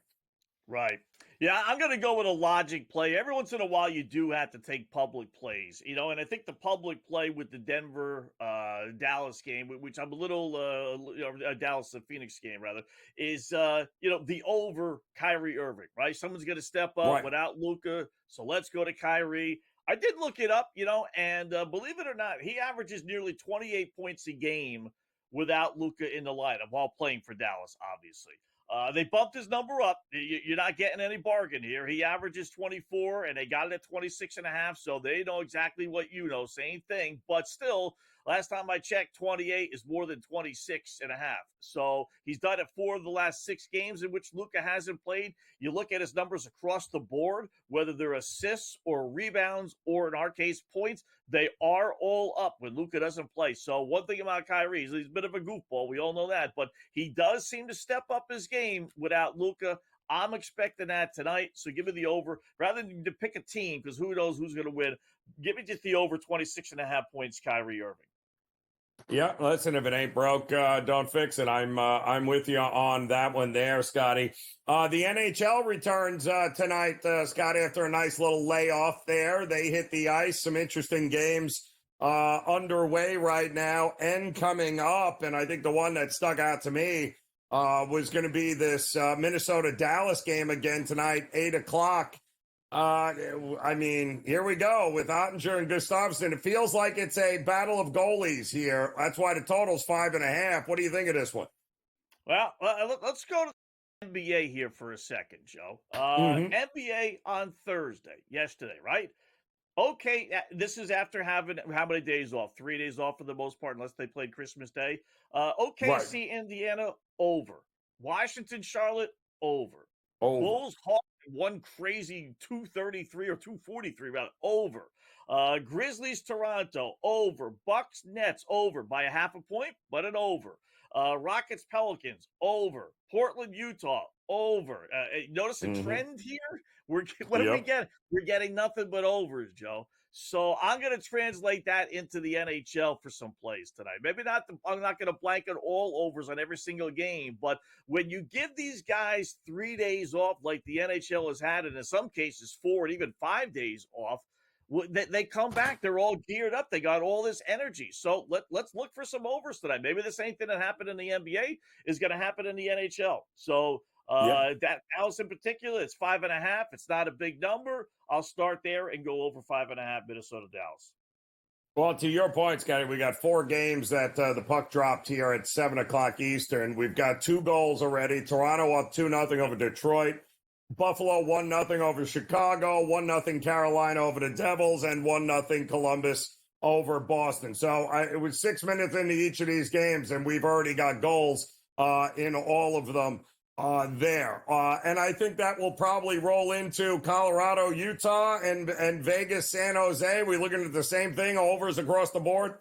Yeah, don't fight it, right? I mean, I really do believe in that system. And again, it's one of those where I don't have records for it. Just watching this stuff over the years, when they get 3-4 days off like they do, they're all anxious to get back on the ice. It's not like they haven't practiced for the most part, but they don't have the same routine like they've had over the course of time. Colorado, Utah, 4-1 over last 5 meetings. Vegas is beating up on San Jose, but they're playing a little bit better, so I expect some goals there. Love the Bruins over. That's 1-0, as you mentioned already. So, yeah, go there you go. Toronto, Detroit, St. Louis with the Nashville game, and all the others there as well. Play the over.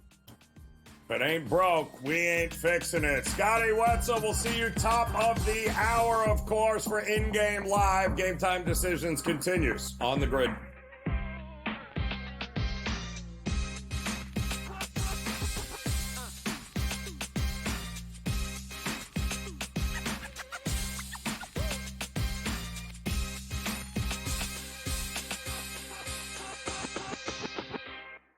Anyone that's been to a sporting event, the atmosphere before a game, I think Game Time Decisions has that same exact atmosphere.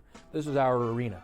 This is what we do. There is going to be an energy to Game Time Decisions that you will feel night in and night out. The excitement you get when you lock your bets in, when you're figuring out what you want to do, we can zone in on the biggest games each night. I want this to be the place that people come to before the games start so they feel as ready as possible to lock in their cards. We are going to hit every single one of those markets that you need to know about. We're going to go through every single thing, and I've got a great team behind me that's going to help me get the job done. There is not going to be a better place, I promise you, than Game Time Decisions to get that new information, react to it, and be able to then bet accordingly. We will have everything at our disposal, and we will use that to our advantage.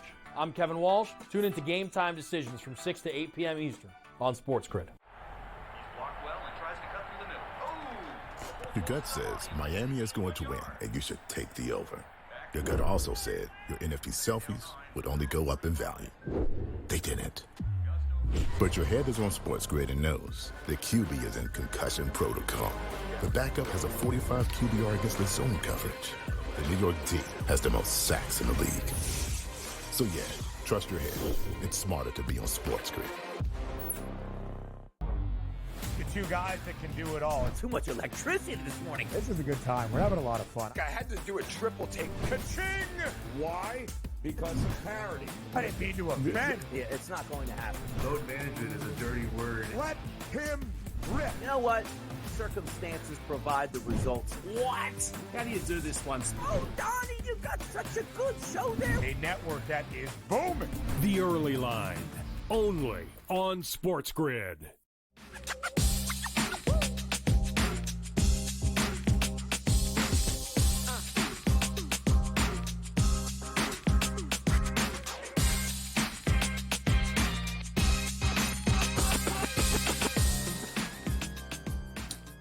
All right, welcome back in. Game Time Decisions here on the Sports Grid Network. I'm Joe Raineri. A happy Friday to you as all sports back in action except for college basketball here tonight, although a huge slate of college hoops picks up again tomorrow, as well as a whole lot of college football bowl games tomorrow that we're going to be keeping an eye on, including Iowa State taking on the Miami Hurricanes, who, believe it or not, Cam Ward will be playing and is looking forward to playing in there. And Cam Ward, of course, certainly having an opportunity to be one of the top picks in the upcoming draft. And this money has all been coming in on Miami. Cam Ward making a point to tell everyone how he intended to play in this game and wasn't all pleased with being left out of the 12-team playoff and thinks that the best offense in the country should be on showcase. And he feels that this is a great opportunity to go out and make a statement. So a lot of these same Miami players are playing in this game.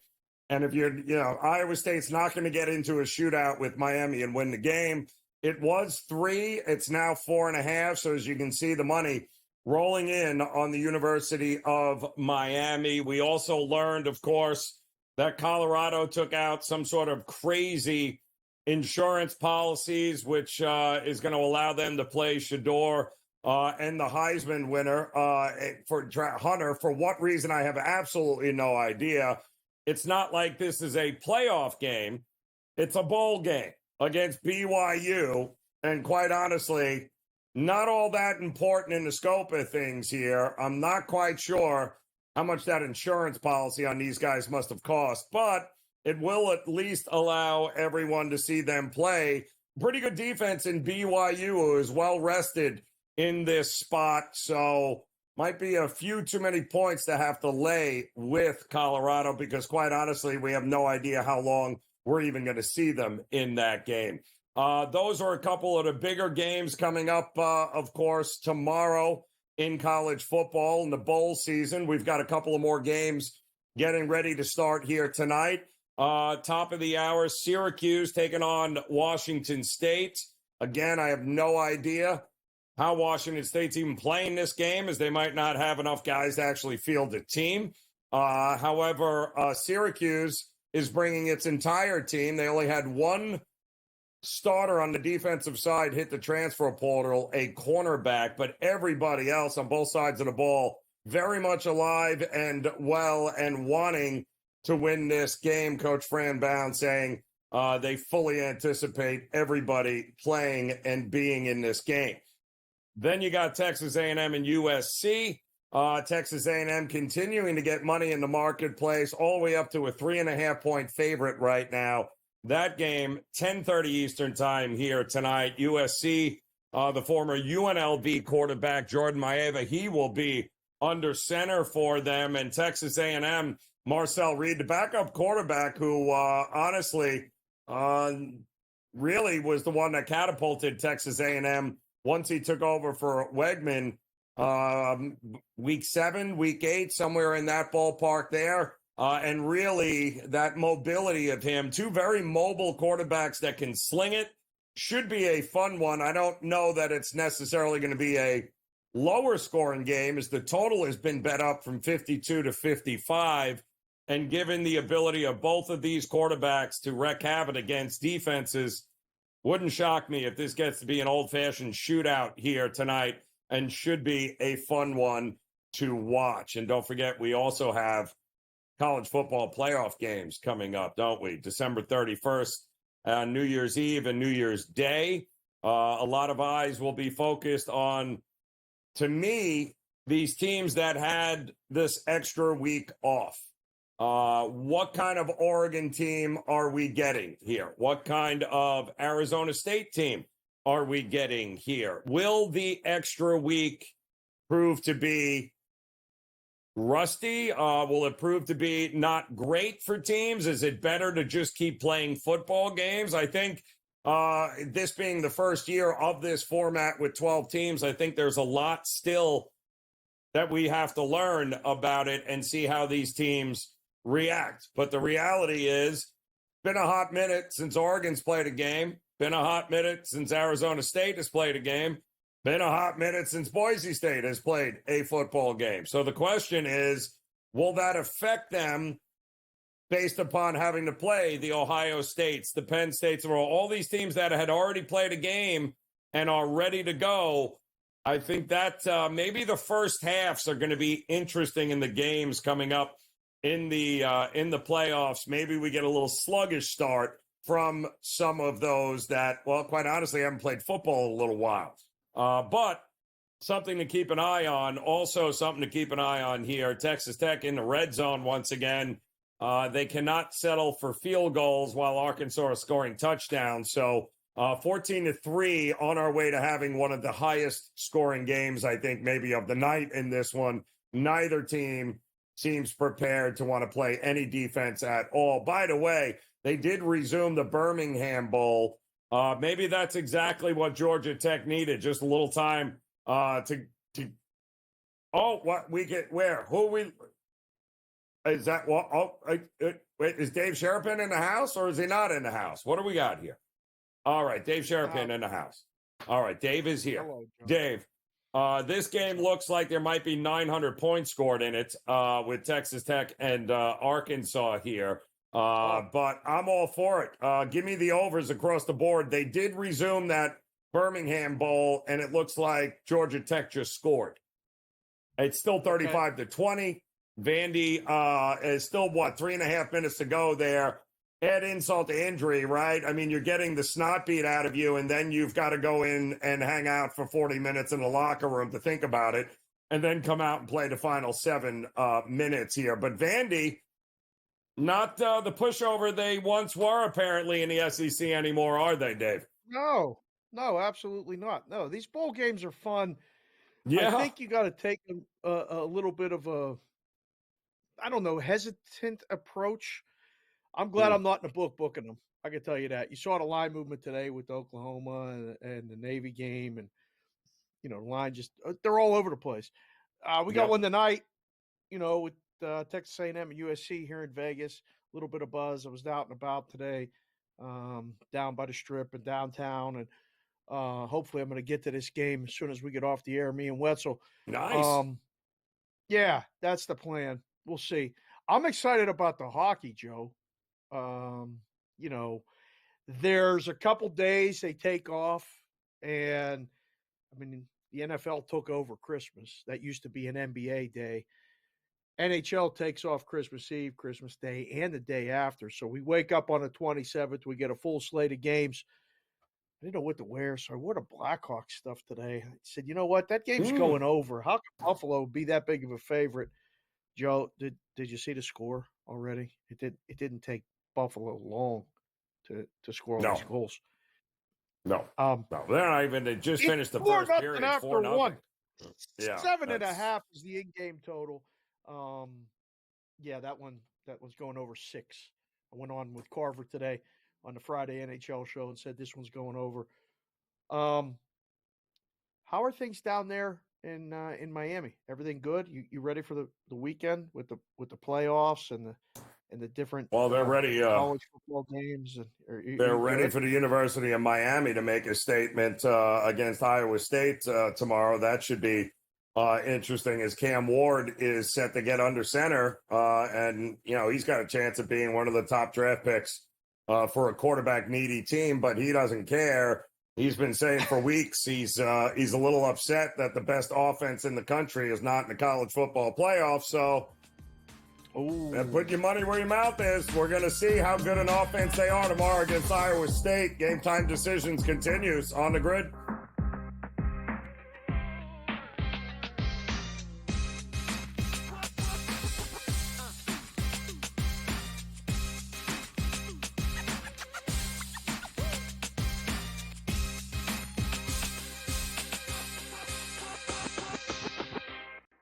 Anyone that's been to a sporting event, the atmosphere before a game, I think Game Time Decisions has that same exact atmosphere. This is our arena. This is what we do. There is going to be an energy to Game Time Decisions that you will feel night in and night out. The excitement you get when you lock your bets in, when you're figuring out what you want to do, we can zone in on the biggest games each night. I want this to be the place that people come to before the games start so they feel as ready as possible to lock in their cards. We are going to hit every single one of those markets that you need to know about. We're going to go through every single thing, and I've got a great team behind me that's going to help me get the job done. There is not going to be a better place, I promise you, than Game Time Decisions to get that new information, react to it, and be able to then bet accordingly. We will have everything at our disposal, and we will use that to our advantage. I'm Kevin Walsh. Tune into Game Time Decisions from 6 to 8 p.m. Eastern on SportsGrid. Your gut says Miami is going to win, and you should take the over. Your gut also said your NFT selfies would only go up in value. They didn't. But your head is on SportsGrid and knows the QB is in concussion protocol. The backup has a 45 QBR against the zone coverage. The New York D has the most sacks in the league. So yeah, trust your head. It's smarter to be on SportsGrid. Two guys that can do it all. Too much electricity this morning. This is a good time. We're having a lot of fun. I had to do a triple take. Ka-ching! Why? Because of parity. I didn't mean to offend. Yeah, it's not going to happen. Load management is a dirty word. Let him You know what? Circumstances provide the results. What? How do you do this one? Oh, Donnie, you got such a good show there. A network that is booming. The Early Line, only on SportsGrid.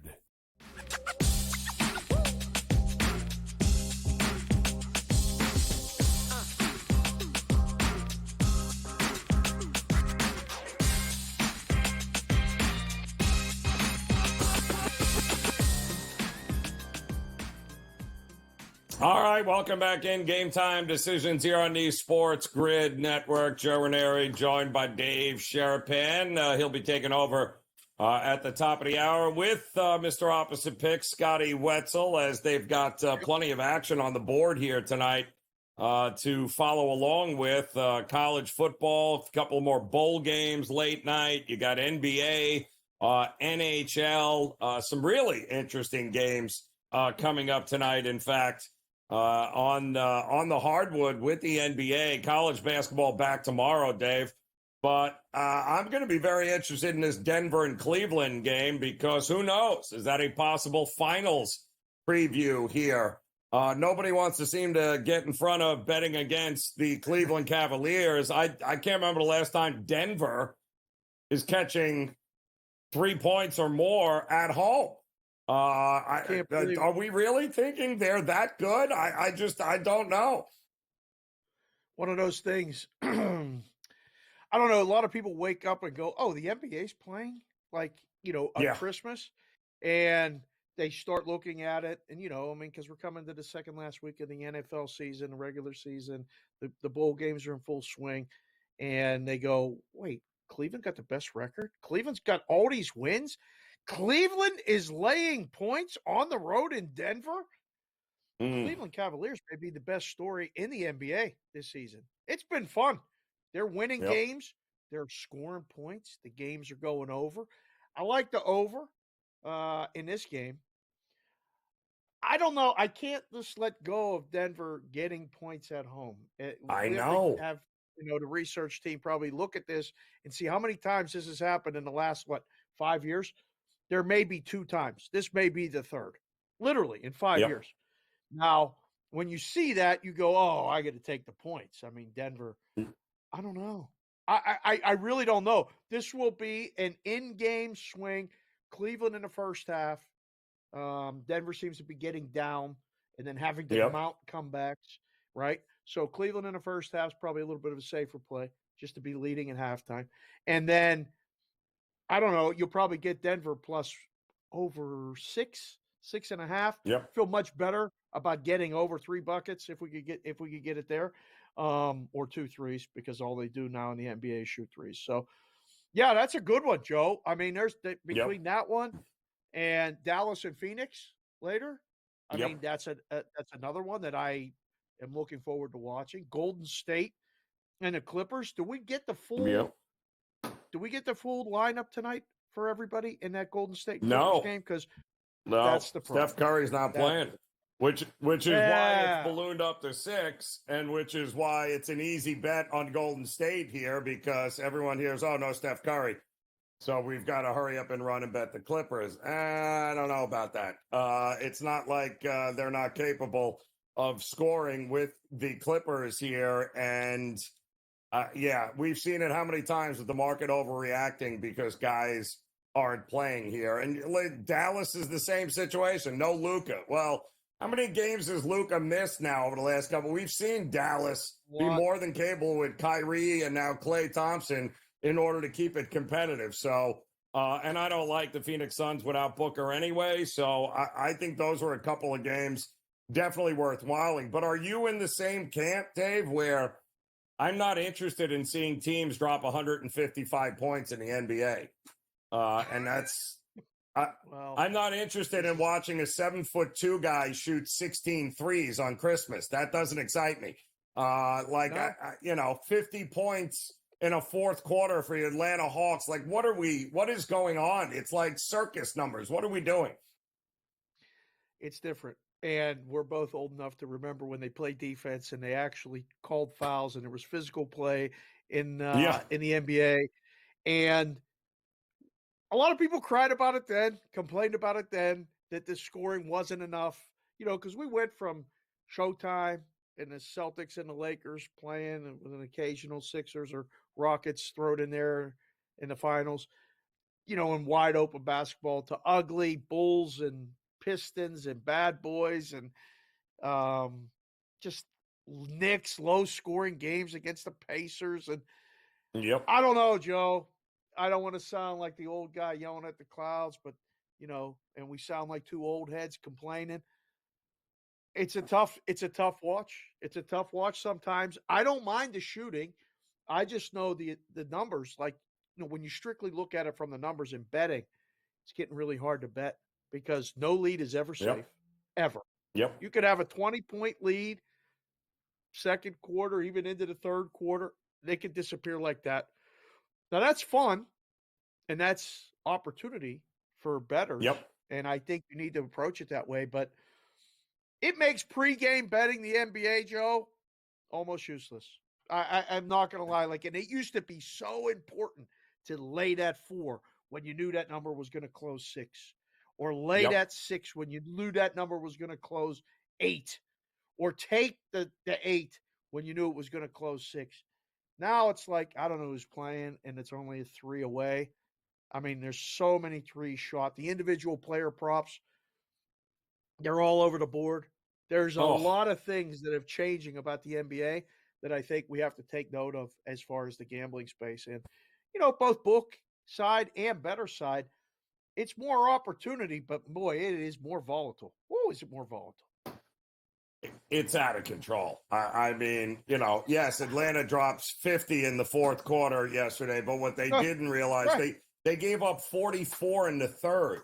So, this is just, it's out of control. It's just, it doesn't resemble any basketball I've ever seen. It's just, it's all right. You go out, you shoot a 3, I'll shoot a 3. It's just, there's no, how do you draw that up on the sidelines if you're the coach? You grab the board, Dave, and you're just like, all right, here, shoot. Just hurry up and shoot. Just keep shooting. And let's see what happens. And nobody plays defense. No defense. We're going to have to ask JY to break down these plays. I love having JY on and talking about this because he's somebody that's coached, women's basketball and is still coaching on the side and doing all this other stuff. And it's so different. Now, again, we got to figure out how to bet it, Joe. I know how to bet it. Give me the over. Dave Sharapan. We'll close it out in Game Time Decisions next.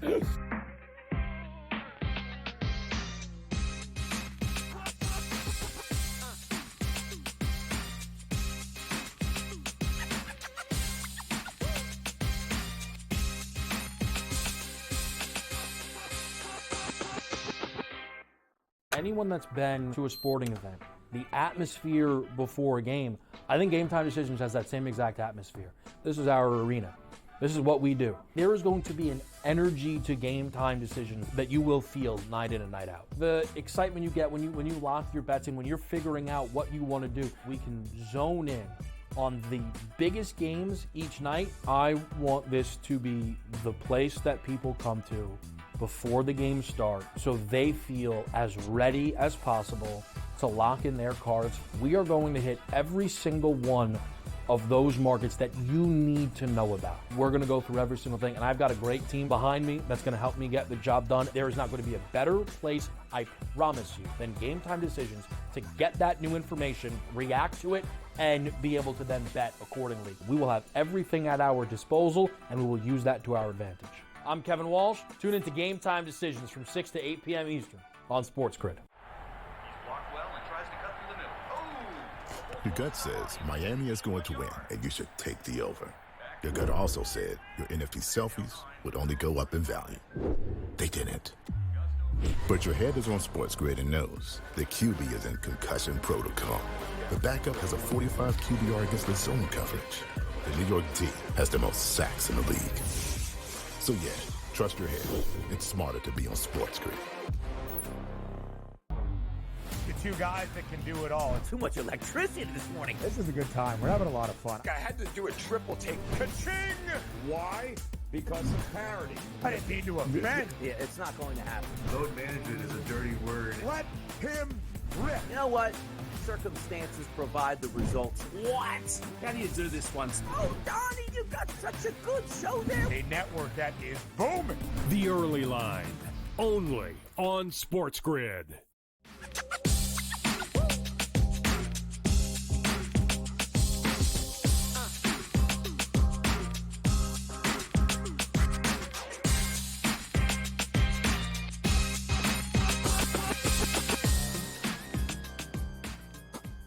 All right, welcome back in. Game Time Decisions here on the SportsGrid Network as we get ready to pass the baton off to Dave Sharapan as well as Scotty Wetzel for In-Game Live here tonight. Should be a fun one with Texas Tech and Arkansas as they just came to the end of the first quarter, and we already have 24 points scored in the first quarter there, 21-3 in that one there. Arkansas on top as very little defense being played.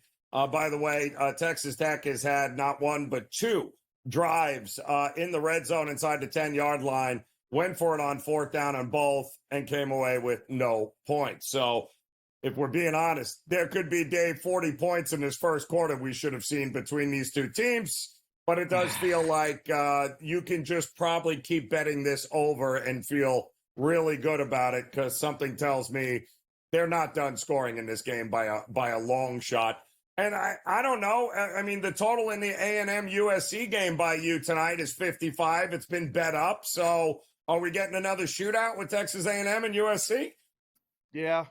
Yes, I think so. I think that's the play is the over.